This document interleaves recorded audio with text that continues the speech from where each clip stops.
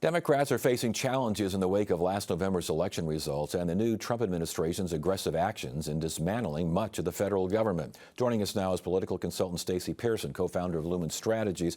And Stacey, good to see you again. Thanks for joining us. Thanks for having me. Yeah, it's good to have you here because the headlines, they say it all. Democrats in disarray. Are Democrats in disarray? Democrats are mad. I mean, we are mad. I wouldn't call it disarray. We are frustrated. We are finding our footing.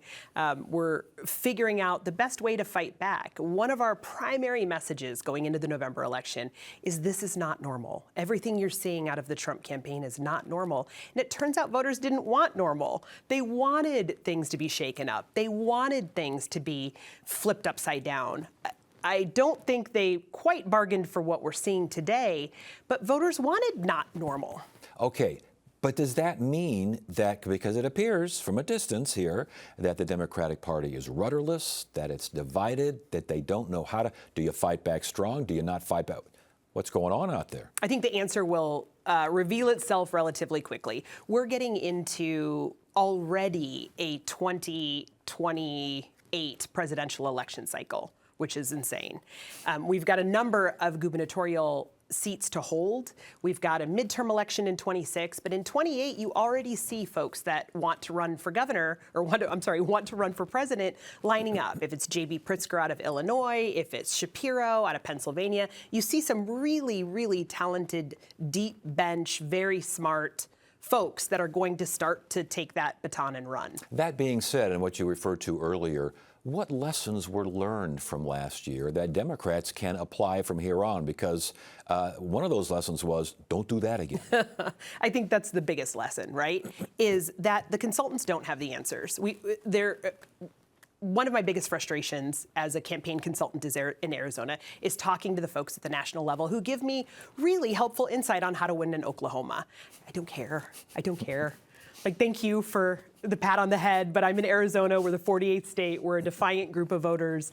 We're a border state. And in Arizona in particular, we have to address the duplicity and the complicated issues we're facing. You can have border security and still be humane to immigrants. You can have low taxes and still have a well-funded public education system. And I think that's where the Democrats are going to succeed in getting into that space that you can hold two thoughts at once. Is that how Democrats lost? Working class voters, we saw non-white voting margins erode, Hispanics especially, big erosions there. What happened there? Again, if there was a message, it sounds like it was the wrong message. Some of this is just very tactile, and some of this is kind of in the ether. So what I mean by that are the two areas where Donald Trump gained the most ground in Maricopa County. From the tunnel west to 67th Avenue, both north and south of I-10, a couple miles north and south. And we painted this with a really broad brush that this was the Latino vote that disappeared on Kamala Harris, or the Biden vote that disappeared. The other place is on Loop 101 from Shea to Desert Ridge. Those two areas have the worst traffic in Maricopa County. If you are trying to get home to see your daughter's volleyball game, good luck. May the force be with you. So some of this is just very basic infrastructure that has failed folks, and that never bodes well for an incumbent. So basically you're saying that regardless of what is said, regardless of what a campaign message is, if you're stuck in traffic, whoever's in office, I blame you. Yes, and and the Democrats, our party, did not recognize that despite how terrifying 2020 was, the pandemic was, there were folks who, for the first time in their lives, had money in their checking account between paydays. They were not zeroed out. And that's because direct contributions from the government, their gas prices, they weren't spending as much on gas, they weren't going anywhere, they weren't paying for daycare. And we just dismissed so much of that as, oh, no, but remember the pandemic, it could have killed you. Yes, but in the meantime, I got to pay off my credit cards. Does that explain the NBC poll? 27% of registered voters viewed Democrats positively. 27% positive rating. The president's like 47%. That's nothing to get excited about. But that's a lot better than 27%. I mean, I'm a huge Harry Potter fan. Voldemort would have better approval ratings than the Democrats do right now. And it is a hard reset on our ability to define what we actually stand for. I mean, I was talking to someone yesterday who said it's not that we just lost the forest for the trees, we lost the forest for blades of grass. And I thought that was a really good synopsis of where we were. We weren't clear on the economy. We weren't clear on how we were going to get out of this mess. Mess being inflation. In fact, we gaslit people by telling them that they weren't better off 4 years ago. I mean, it was really, really a number of blunders.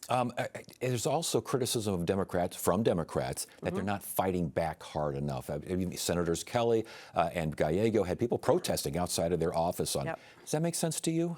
So, to some degree, yes. What I caution against is cinema-ing anyone in the minority. What we did to Senator Sinema, what we as Democrats, what the progressives did in shooting arrows at her about upholding the filibuster, which we now need as a minority party. And she pointed out. And what she said when she defended the filibuster is we will not always be in the majority. And so I would much rather see folks at David Schweikert's office or Juan Ciscomani's office or Andy Biggs' office. Those are the folks that have the levers to pull. So with that in mind, that is a plan. There are a bunch of plans and ideas. How do you find consensus, or is this herding cats for now? So in Arizona in particular, we have lost, I mean, to answer the question very succinctly, we're a bit in a herding cats category, but we know where the cats are. We are 100,000 Democrats short. We lost 100,000 registered Democrats between 2020 and 2024. Both independents and Republicans had gains.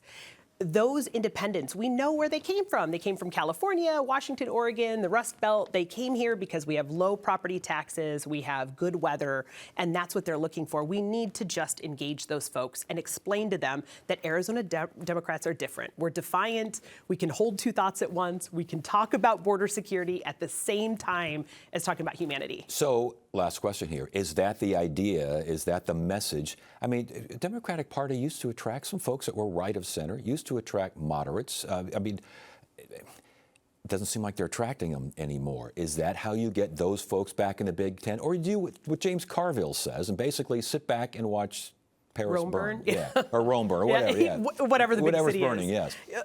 I don't think anyone has the appetite to watch people suffer, and that I think that some of Rome will burn as Doge does what the Doge guys are doing. Right. But in large part, I think it is just getting back to basics, registering voters, explaining what you're actually going to do, getting off this messaging that that's not normal. Folks don't want normal. Yeah. This is my last point there. It was a bit of a kick in the gut for Democrats, wasn't it? It was a kick in the gut, and it was predictable. I mean, there were, just looking in Arizona's raw voter registration numbers, there were 100,000 canaries in the coal mine. We should have seen this coming, and many of us did. And many of us were sounding the alarm, and folks just weren't hearing it. Yeah, well, I think they're hearing it now. Stacey Pearson, Lumen Strategies. Good stuff. Good to have you here. Thanks for having me.